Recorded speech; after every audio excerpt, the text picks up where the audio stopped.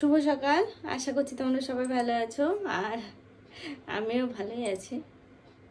এ দেখো আজকে সকালবেলা এখন চলে আসলাম তোমাদের সামনে আর এখন বসে পড়েছি আমি একটু কম্পিউটারে। কারণ কি বলো তো, আমি না দুটো দিন ধরে ভাবছি কম্পিউটারে বসবো, সে আর হয়ে উঠছে না। তো আজকে ভাবলাম যে না, যত বেলাই হোক না কেন আগে আমার কাজটা সারি, তারপরে আমি অন্য কাজ করব। তো সেই ভেবেই না বসে পড়লাম কম্পিউটারে। এখন চলে আসলাম আমাদের এই সাইডে, আর ওই যে সেই লেমন গ্রাস রয়েছে এই সাইডে লাগানো ছিল তো যে মিডিলে, দেখো তো চা করছে।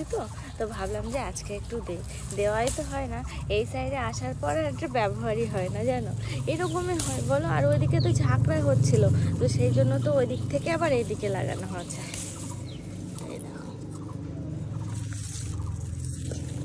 চলো তিনটে তুলে নিয়েছি, তিন গো ধুয়ে ছিঁড়ে চায়ের মধ্যে দিয়ে দেবো।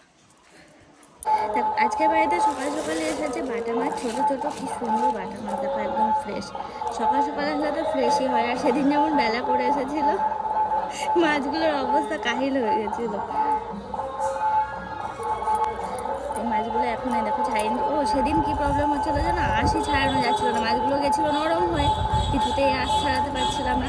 তো এই এখন বসে পড়লাম, আর টাটকা মাছে দেখবে কাটতেও ভালো লাগে। দেখো নিচের কাজকর্ম সেরে চলে এসেছি উপরে, আর উপরে এসে দেখো আমার সমস্ত জুয়েলারি আমি সব বার করেছি। এখন এগুলো বার করলাম কারণ হচ্ছে একজনকে কয়েকটা জিনিস দেবো, সেটাই আর কি দেখছি কোনগুলো দেওয়ার মতো আছে।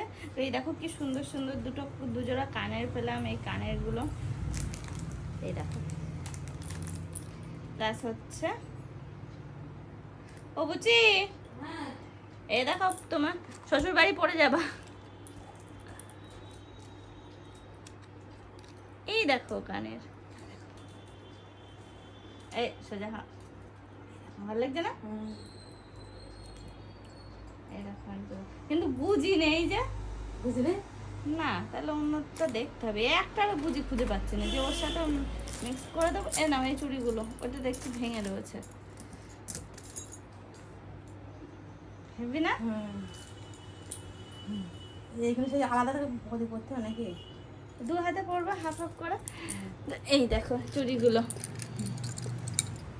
আমার তো এখন আর পড়া হয় না, তো ভাবলাম যে বুচি পড়বে, ওকে দিয়ে দিলাম। এই দেখো চুড়িগুলো কি সুন্দর, সে আমি পুরী থেকে নিয়ে এসেছিলাম, পুরী থেকে আনা ছিল, ভাইজাগ থেকে আনা ছিল, নানান রকম আর কি। আর কয়েকটা এগুলো রেখে দিলাম, এগুলো তো আর তুমি পড়ো না, এই সবগুলো এইগুলো আমি পড়ি। আর এই কয়েকটা সেট করে করে পড়া হয়। এটা নিয়ে নাও, এটা এটার সাথে এটা সেট করে করে পড়া হয়। এটা এই কানেরগুলো নেবা, এই হচ্ছে কানের পরবা। হ্যাঁ আজ পরে যাবে এগুলো চুড়িগুলো, ভালো লাগবে। বুচি আজকে যাবে শ্বশুর বাড়ি, তো বলছি যে আজকে চুড়িগুলো যেন পরে যাবা, ভালো লাগবে কিন্তু। হ্যাঁ এখন আবার যাচ্ছি একটু নিচে, খিদে পেয়েছে খুব, খাওয়া দাওয়া করতে হবে। চলো বুচির গলা পেলাম মনে হলো, বুচির গলা পেলাম মনে হলো। আমি মাত্র নিচে আসলাম, এসে দেখো এখানে বসে পড়েছি। এখানে বেঞ্চটা দেওয়াটা না বেশ ভালো সুবিধা হচ্ছে। দেখছি দুটো পার্সেল আসছে, একটা খুললাম গ্লাভস।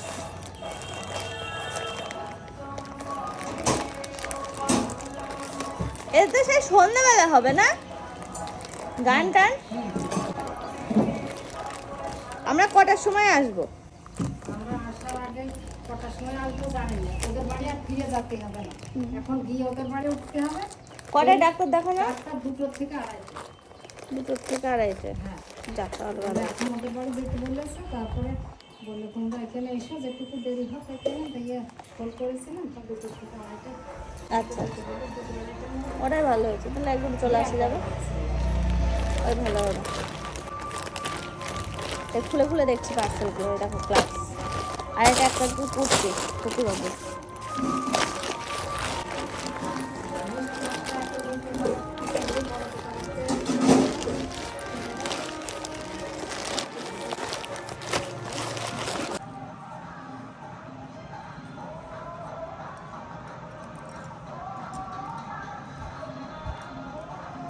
এটা কি পাতা দিলে?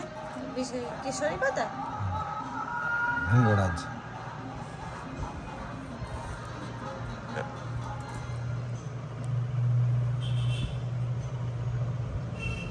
মা তো সব ছেড়ে গেল পাটা সব।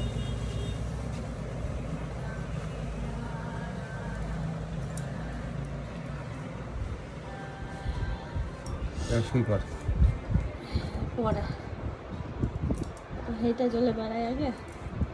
হেঁটে চলে বেড়ালে কিচ্ছু হবে না, এখানে গেলে বিশাল ইয়ে হতো, ছাড়তো না এখানে।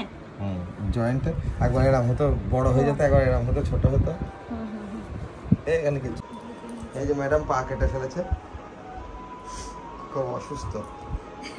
না না, একদমই অসুস্থ হয় না, আসলে ভয় পেয়ে গেছিলাম যে রক্ত বন্ধ হবে কি, তার সাথে সাথে নিজে ফোন করলাম। মা আর আমার এখন বেরোনোর কথা ছিল রানাঘাট, যেতে পারলাম না, এই সেদিনই ধরার কথা ছিল। অর্পণকে ডাকতে বললাম, সাথে সাথে আসলো। এই যে এখানে গজের কাপড়টা খুঁজেই পাওয়া গেল না, সময় পাওয়া যায় না, তো এটা দিয়ে বেঁধে দিল। আর ওই পাতা টাতা মানে এতটা কেটে গেছে, সাদা মাংস বেরিয়ে গেছে পুরো, অনেক রক্ত বেরিয়েছিল পুরো। ঘর মা মুছে রেখে তারপরে গেল, ওই ঘর দিয়ে এই ঘর দিয়ে পুরো। এগুলো পরিষ্কার করবো কখন, এরকম থাকবে? পাতাটা মনে হচ্ছে আলতা মাথা।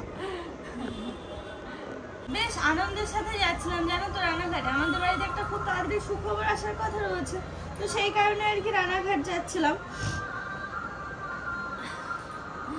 আমি আর মা, কিন্তু সেটা আর হলো না। এ দেখো আটকে গেলাম, আমি পুরো আটকে গেলাম। এই অবস্থাতে যাওয়া কোনো রকমের সম্ভব না, তারপরে হাতে টাইম নেই, ট্রেনের টাইম হয়ে গেছে অলরেডি। মাকে বললাম মা তুমি চলে যাও। দেখো আমার পাটা পুরো ঝিনঝিন ধরে গেছে, আর মনে হচ্ছে যেন অবসর হচ্ছে পা। অর্পণের সাথে কোনো রকমের বেঁধে রেখে গেল। এই যে বললো যে ওর কাজ শেষ হয়নি এখনো, তো বললো যে আধা ঘন্টার মধ্যে চলে আসে। আমি বললাম যাও। তারপর এর জন্য আর হসপিটালে যেতে লাগবে না, কারণ কেটে গেছে তো এখন একটু জ্বালা করছে। তো বাড়িতে যে সমস্ত ওষুধগুলো আছে সেই সব কিছু দিয়ে ট্রিটমেন্ট করলেই আশা করি কমে যাবে। তোমাদেরকে পরে দেখাবো কি পরিমাণে কেটেছে আর কতটা ডিপ হয়ে কেটেছে, পুরো মানে হাড় পর্যন্ত চলে গেছে, এমন ভাবে কেটেছে জানো, পুরো সাদা মাংস বেরিয়ে গেছে। মানে মা তো খুলতেই দিল না, অর্পণে একটুখানি খুলে জাস্ট পাতাটা লাগিয়ে দিল। অর্পণ বললো যে শুয়ে রেস্ট নাও। আমি রেস্ট নেবো কি করে, পা হাত পাগুলো আমার পরিষ্কার করতে হবে। দেখি হালকা করে একটু গরম জল করে পাটাগুলো পরিষ্কার করবো। অর্পণ যেহেতু টাইম পেলো না, ও এসে করে দেবে, কিন্তু ও এসে ও তো নিজে ক্লান্ত থাকবে, তো আমি আস্তে আস্তে করে একটু পরিষ্কার করে নিই, তারপরে শুয়ে পড়বো। আর ঘরটা সব আজকে মোছা হলো, আর আজকে সারা বাড়ি একদম ব্লাডে ভর্তি হয়ে গেল, মা কোনো রকমে মুছে রেখে গেল। এই চাকুটাতে আমার এইরকম ভাবে কেটেছে। অর্পণ বলছে এটা আর ব্যবহার করবে না, টান দিয়ে ফেলে দেবো এটা।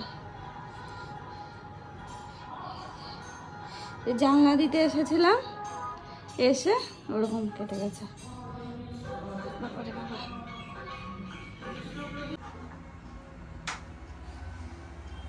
একটু জল হালকা করে গরম করে নিয়ে আসলাম, আর এই পাত্রটা নিলাম, একটু পা হাত পাগুলো একটু পরিষ্কার করে নেবো। পা হাত পা বলতে পাটা একটু পরিষ্কার করে নেবো, নিয়ে তারপরে হালকা একটু জ্বালা করছে, আর হচ্ছে পাটার মধ্যে কেমন চিনচিন করছে।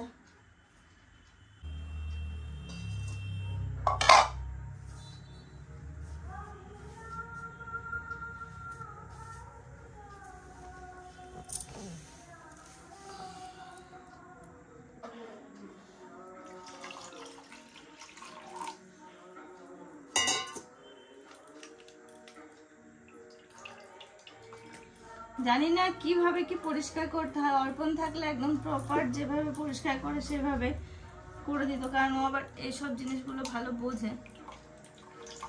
আমি যতটা পারি মানে জলের মধ্যে কি দিয়ে পরিষ্কার করে না করে, ও থাকলে ঠিকঠাক ভাবে করে দিতে পারতো।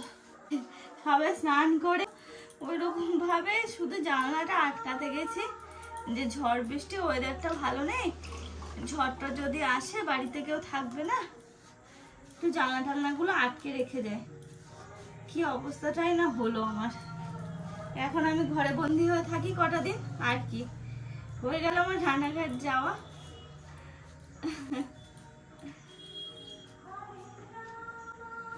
ব্যথা হবে বুঝতে পারছি, কারণ আমার একটু চিনচিন চিনচিন করছে ওই জায়গাটাতে। একটু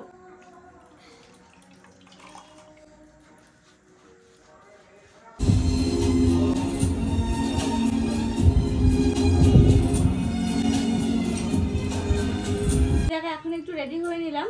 মা বাড়িতে আসলো এই আধ ঘন্টা মতো হলো। তো আমি আর অর্পণ এখন যাচ্ছি একটু হসপিটালে, টিটেনাস নিতে হবে, তো সেই জন্য আর কি হসপিটালে যাচ্ছি। আর এই দেখো হাঁটতে পারছি না বেশি, হাঁটলে কি পাশ দিয়ে কেমন যেন ব্লাড বেরোচ্ছে, তো সেই জন্য আর কি একটু হসপিটালে তো এমনিও যেতাম, তো মায়ের আসার অপেক্ষায় ছিলাম। এখন যাচ্ছি, যাই দেখি টিটেনাসটা নিতেই হবে, আর কি বলে না বলে সেই সব কিছু শুনে আসি।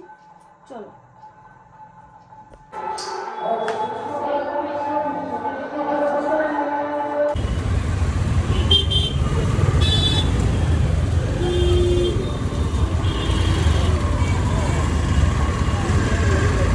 বাইরে থেকে ঘুরে চলে এলাম। আর এই দেখো এখন যেতে পারছি না উপরে, একবারে উপরে যাব, তো পা ঝুলিয়েও থাকতে পারছি না, মা বলে পা ঝুলিয়ে রাখবে না।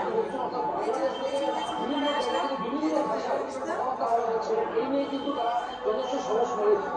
আবার পরশুদিন যেতে বললেন ড্রেসিং করার জন্য, তো এই যে আসলাম একটু আগে, সেখানে শুয়ে আছি, যতক্ষণ আছে এখানে এরকমভাবে শুয়েই থাকতে হবে। হচ্ছে গেছি হসপিটালে, সেলাই করে দিচ্ছিল, আমি কিছুতে সেলাই করলাম না, দুটো সেলাই করতে যে এখন এত পরিমাণে ব্যথা হয়েছে, এখন সেলাই করতে গেলে পুরো অজ্ঞান হয়ে যাবো আমি, তো সেই জন্য সেলাই আমি কিছুতেই করলাম না, দুটো সেলাই রাখবো, করলে আমাদের ঠিক হয়ে যাবে, আমার গা খারাপ না, আশা করছি ঠিক হয়ে যাবে। তবে পরশুদিন ড্রেসিং করতে যেতে বললেন। এই পর্যন্তই আর কি।